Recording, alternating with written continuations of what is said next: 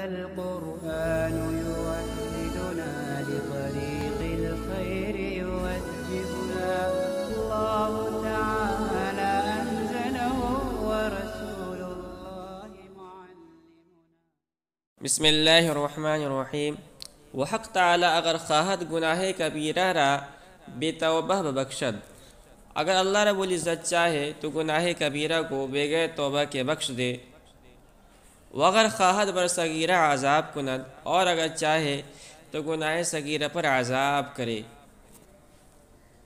دیکھیے، آپ جانتے ہیں کہ بندے پر جو حقوق متعلق ہے وہ دو قسم کے ہیں. ایک ہے حقوق العباد، دوسرا حقوق اللہ. حقوق العباد کا مسئلہ تو یہ ہے کہ جب تک صاحب حق معاف نہیں کرے گا تب تک اس گناہ کی بخشش نہیں ہوگی. اور جو حقوق العباد ہے اس میں یہ ہے کہ اللہ رب العزت معاف بھی فرما سکتے ہیں، نہیں معاف فرما سکتے ہیں. اب گناہ بھی دو قسم کے ہیں. گناہ کبیرہ ہے، بڑے بڑے گناہ. احادیث میں جو ہے ان کی مختلف تعداد آئی ہے. بعض لوگوں نے گناہ کبیرہ کی تعداد کو شمار کرایا، تقریباً 70 تک پہنچتے ہیں. تو اگر کوئی گناہ کبیرہ کرے تو ظاہر سی بات ہے بڑا گناہ ہے، تو اللہ رب العزت اس کو معاف بھی فرما سکتے ہیں، اور اگر چاہے تو گناہ صغیرہ پر مواخذہ بھی کر سکتے ہیں، اس لیے کہ یہ سب جو ہے اللہ کے حقوق ہیں. وہ ہر کے باخلاص توبہ کند، اور جو کوئی اخلاص کے ساتھ توبہ کرے گناہ او البتہ موافق وعدہ الہی بخشیدہ شود، تو اس کا گناہ اللہ رب العزت کے وعدے کے موافق بخش دیا جائے گا. تو اگر آدمی اخلاص کے ساتھ توبہ کرے تو اللہ رب العزت کا وعدہ ہے کہ اللہ رب العزت اس کو معاف فرما دیں گے.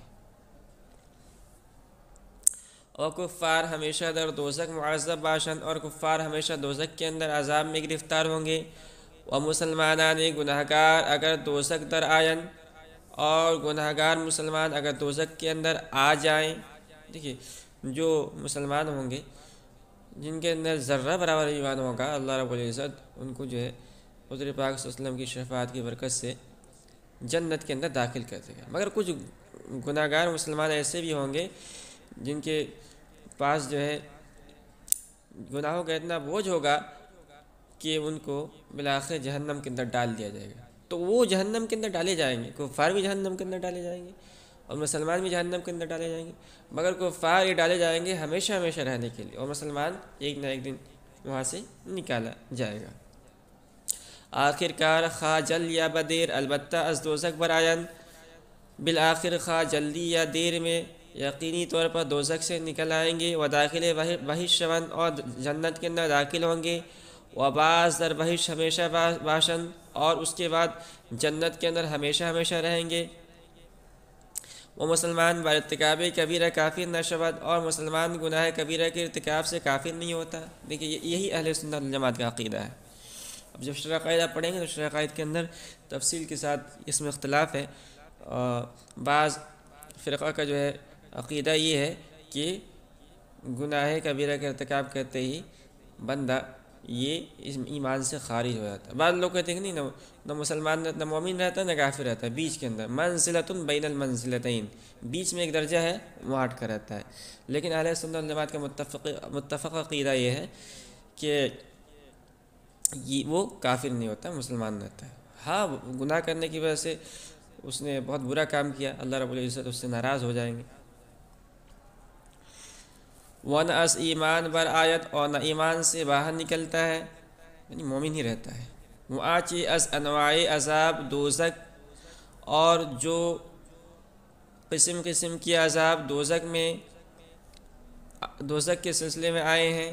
از مار، سانپ، و کزدم، اور بچھو، و زنجیرہا، اور زنجیریں، و توقہا، اور توقیں، و آتش، اور آگ، و آب گرم، اور گرم پانی، و زقوم، اور زقوم، و غسلین، اور پیپ.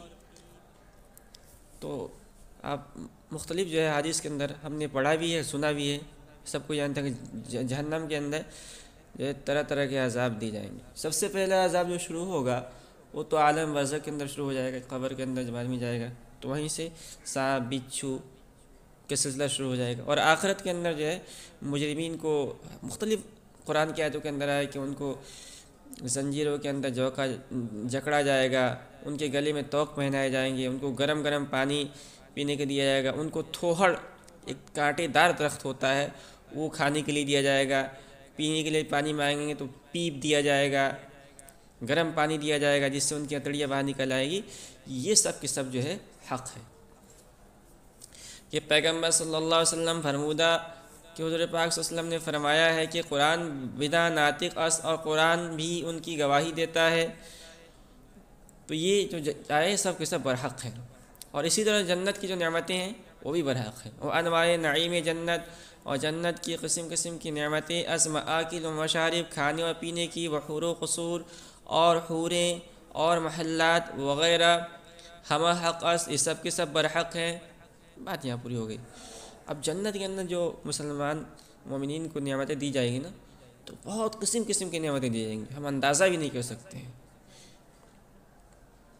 لیکن سب سے جو عمدہ ترین نعمت اللہ رب العزت بندوں کو دیں گے وہ ہوگا اللہ رب العزت بے پردہ اپنا دیدار کرائیں گے۔ دنیا کے اندر تو کسی آنکھ کے اندر اتنی طاقت نہیں ہے کہ وہ اللہ رب العزت کا دیدار کر سکے، مگر آخرت کے اندر، جنت کے اندر اللہ رب العزت جو ہے مومنین کو اپنا دیدار کرائیں گے۔ اب وہ اس کی کیفیت کیا ہوگی ہم اس کو اندازہ نہیں کر سکتے ہیں۔ وہ عمدہ ترین نعمت ہے بہشت، اور جنت کی سب سے عمدہ ترین نعمتوں میں سب سے عمدہ ترین نعمت دیدار خدا است، اللہ رب العزت کا دیدار ہے کہ مسلمانان حق تعالی در بہشت بے پردہ ببینن، کہ مسلمان مومنین اللہ رب العزت کو جنت میں بے پردہ ببینن، بغیر پردہ کے دیکھیں گے۔ بے پردہ کہیں گے، دنیا میں تو ہم دیکھتے ہیں تو اس کی کیفیت ہوتی ہے نا، کوئی بھی اگر آئے گا، کوئی بھی انسان ہے مثال کے طور پر، تو وہ 3 ابعاد، 6 ابعاد، 3 ڈائمنشن اس کے اندر ہوتا ہے۔ ایک ہوتا ہے طول، دوسرا ہوتا ہے عرض، اور تیسرا ہوتا ہے عمق، لمبائی چوڑائی گہرائی، اسی سے جو ہے انسان کی باڈی جسم بنتا ہے۔ تو کیا اللہ رب العزت جنت کے اندر جب اپنا دیدار بندوں کو کرائیں گے تو وہاں بھی یہی کیفیت ہوگی؟ کہہ رہے کہ نہیں، بے جہت و بے کیف، بغیر کسی جہت کے، بغیر کسی کیفیت کے، وہ بھی مثال بغیر کسی مثال کے۔ و ایمان عبارت است از تصدیق قلبی با گرویدن تصدیق زبانی، ایمان نام ہے تصدیق قلبی کا، زبان کے ساتھ تصدیق کرنے کے ساتھ ساتھ، لیکن تصدیق زبانی عند ضرورت ساقط شود، لیکن زبانی تصدیق ضرورت کے وقت ساقط ہو جاتا ہے۔ یہ دیکھیے بہت مختلف مسئلہ ہے ایمان کے سلسلے میں کہ ایمان مفرد ہے یا مرکب ہے۔ جب بخاری شریف پڑھیں گے تو وہاں جو ہے تفصیل کے ساتھ محدثین کا اس میں اختلاف ہے۔ امام اعظم ابو حنیفہ رحمۃ اللہ علیہ کہتے ہیں کہ ایمان جو ہے یہ مفرد ہے، اور باقی جو ارکان ہیں یعنی کیا کہتے ہیں زبان سے اقرار کرنا اور اعضاء و جوارح سے اس کا یہ ہونا، یہ اس کے لیے شرط ہے۔ تو ایمان نام ہے تصدیق قلبی کا، دل سے آدمی تصدیق کر لے اسی کا نام ایمان، لیکن اس کے لیے شرط ہے، ایک زبان سے اقرار کرنا اور دوسرا جو ہے عمل بالارکان۔ تو اسی کی طرف اشارہ کے صاحب کتاب نے کہ تصدیق زبانی یعنی زبان سے اقرار کرنا کبھی کبھی ساقط ہو جاتا ہے، معلوم ہوتا ہے کہ ایمان جو ہے ان کے نزدیک مفرد ہے۔ یہ ہمارے امام اعظم ابو حنیفہ رحمۃ اللہ علیہ کا مسئلہ ہے۔ وہ اصحاب رسول اللہ صلی اللہ علیہ وسلم ہم عادل بودن، اور اصحاب رسول اللہ صلی اللہ علیہ وسلم سب کے سب عادل ہیں۔ یہ اہل سنت کا عقیدہ ہے، الصحابۃ کلہم عدول، صحابہ سارے کے سارے عادل ہیں، یہ متفق عقیدہ ہے، کوئی صحابی غیر عادل نہیں، سب کے سب عادل ہیں۔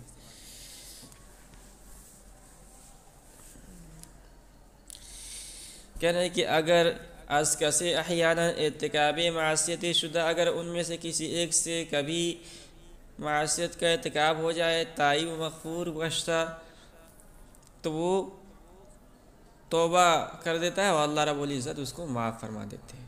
تو تائب بھی ہو جاتا ہے اور مغفور یعنی اللہ رب العزت معاف فرما دیتے ہیں، اور اللہ تعالیٰ نے اس کی قرآن کریم میں اس کے بارے میں فرمایا ہے کہ معاف کر دیا اللہ رب العزت نے ان کو، صحابہ کو۔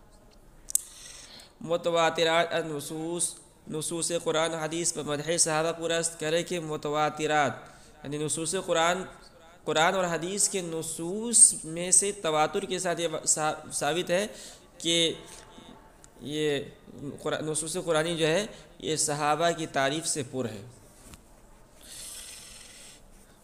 اور خاص طور پر جو ہے ہم ہر جمعہ کو سنتے ہیں، صحابہ کی تعریف سنتے ہیں نا کہ اللہ اللہ فی اصحابی لا تتخذوهم غرضا من بعدی. سب سے پہلے پڑھتے ہیں نا کہ افضل البشر بعد الانبیاء، تمام صحابہ سب سے پہلے جو ہے ہم درود پڑھتے ہیں نا، اور اس کے بعد جو ہے خاص کرتے ہیں کہ سب سے افضل جو ہے ابو بکر صدیق رضی اللہ تعالیٰ عنہ، پھر جو ہے عمر فاروق رضی اللہ تعالیٰ عنہ، اللہم اغفر لعباس ولدیہ مغفرۃ ظاہرۃ و باطنۃ. تو یہ سب صحابہ کی تعریف ہے. اور آخر میں حضور پاک صلی اللہ علیہ وسلم نے ایک حدیث بیان فرمائی جس کو خطبہ کے اندر پڑھا جاتا ہے کہ اللہ اللہ فی اصحابی، یہ مفعول مطلق ہے، اس کا جو فعل محذوف ہے. اتقوا اللہ فی اصحابی، اتقوا اللہ فی اصحابی. آپ نے فرمایا کہ میرے صحابہ کے بارے میں تم ڈرو، میرے بعد ان کو نشانہ نہ بنانا کہ ان پر سب و شتم کرنے لگو، ان کو برا بھلا کہنے لگو. یہ حضور نے منع فرمایا. ودر قرآن اس کی آہا باہم محبت و رحمت داشتن، کہنے قرآن شریف میں ہے کہ وہ سب آپس میں محبت اور شفقت رکھتے ہیں. وبر کفار غلاظ و شتاد بودن، اور کفار پر وہ سخت ہے. تو آپس میں جو ہے صحابہ جو ہے یہ محبت رکھتے ہیں. حضرت عبداللہ نے مسعود رضی اللہ تعالیٰ عنہ کی حدیث ہے نا کہ اولئک اصحاب محمد صلی اللہ علیہ وسلم ابرہم قلبا وعامقہم علما واقلہم تکلفا. صحابہ کی تعریف کی کہ حضور پاک صلی اللہ علیہ وسلم کے صحابہ ان کی خصوصیت کیا ہے کہ وہ آپس میں وہ حضور پاک مخلوق میں سب سے بہتر ہے، اور ان کے دل جو ہے نرم ہے، ایک دوسرے سے جو ہے وہ محبت رکھنے والے ہیں، کم تکلف کرنے والے ہیں، تکلف نہیں کرتے، علم کے اعتبار سے گہرے ہیں. اور قرآن کریم میں بھی یہ مضمون اس طرح کا جو مضمون وارد ہوا ہے کہ وہ آپس میں محبت رکھتے ہیں اور کفار کے خلاف وہ سخت ہیں. ہر کے صحابہ را مبغض و بے الفت دانند، ہر کے صحابہ را باہم مبغض و بے الفت دانند، جو آدمی صحابہ کو آپس میں بغض رکھنے والا اور بے محبت اور محبت نہ رکھنے والا جانے منکر قرآن است تو قرآن کا منکر ہے. وہ ہر کے ماہ دشمنی اور غصہ داشتہ باشد، اور جو کوئی ان سے دشمنی اور غصہ رکھتا ہو در قرآن بروے اطلاقی کفر آمدہ، تو قرآن میں اس پر کفر کا اطلاق آیا ہے. حاملان وحی و راویان قرآن ان، صحابہ یہ وحی کے لکھنے والے اور قرآن کی روایت کرنے والے ہیں. ہر کے منکر صحابہ باشد پورا ایمان و قرآن وغیر ایمانیات متواترات ممکن نیست. جو صحابہ کا منکر ہو اس کا ایمان قرآن اور اس کے علاوہ دیگر ایمانیات پر جو تواتر کے ساتھ ثابت ہے ممکن نہیں ہے. و اجماع صحابہ و نصوص ثابت است، اور صحابہ کے اجماع اور نصوص سے ثابت ہے کہ ابو بکر را افضل دانستہ بیعت کردن، کہ صحابہ نے حضرت ابو بکر صدیق رضی اللہ تعالیٰ عنہ کو سب سے افضل جان کر ان سے بیعت کیا.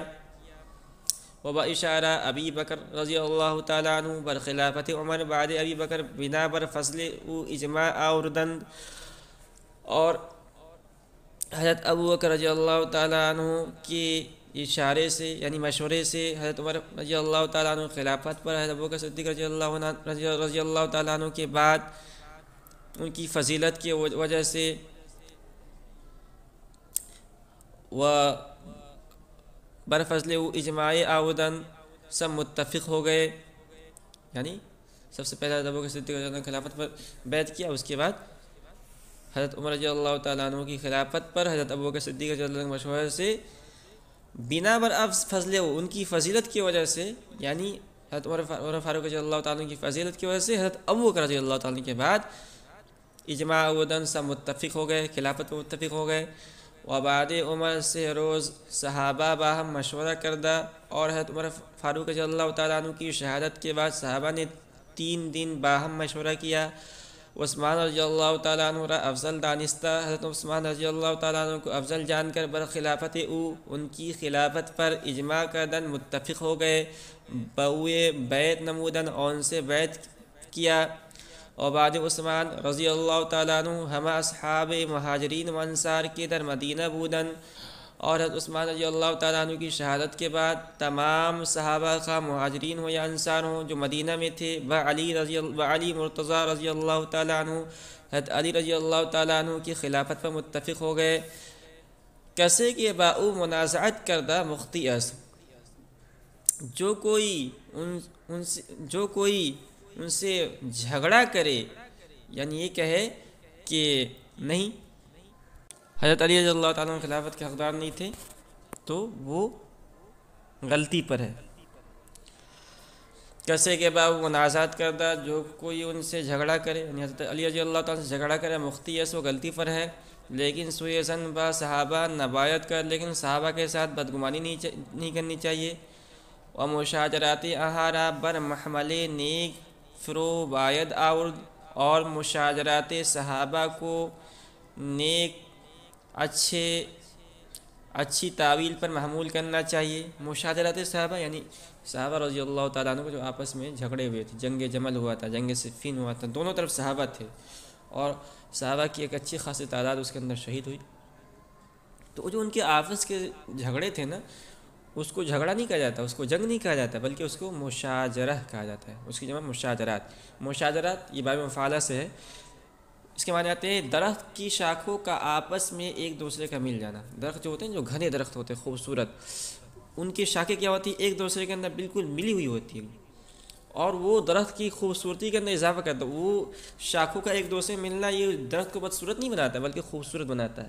اسی طرح صحابہ کے آپس میں جو جھگڑے ہوئے تھے، یعنی کہ لڑائیاں ہوئی تھی، لڑائی تو نہیں کہنی چاہیے، لیکن جو آپس میں ان کے یہ ہوا تھا وہ اجتہادی غلطی تھی ان کی۔ دونوں جو ہے فریق جو ہے انہوں نے اجتہاد کیا، اور جنہوں نے جو ہے صحیح جو حق پر تھے ان کو 2 گنا اجر ملے گا، اور جن کی اجتہاد کے اندر کیا کہتے ہیں اجتہادی غلطی ہوئی تھی ان کو 1 گنا اجر ملے گا، لیکن اس کو جھگڑا یا جنگ یا جو ہے لڑائی سے ہم تعبیر نہیں کریں گے، کیونکہ ان کی نیت جو تھی وہ خواہشات کی وجہ سے لڑائی نہیں ہوئی تھی بلکہ نیک نیتی کی وجہ سے، اس لیے اس کو نیک نیتی میں عمل کرنا چاہیے اور اس کو مشاجرات صحابہ سے تعبیر کرنا چاہیے، اور یہ اس کی خوبصورتی تھی۔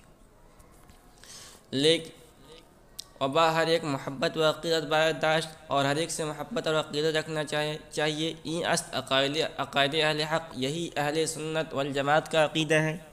تو یہاں تک عقائد بیان ہوئی، تو یہ بہت اچھی انداز میں مختصر انداز میں اہل سنت والجماعت کے عقائد بیان کر دیے، اس کو یاد کرنا چاہیے، اور یہی ایک کیا کہتے ہیں اہل حق اور اہل سنت کا عقیدہ ہے۔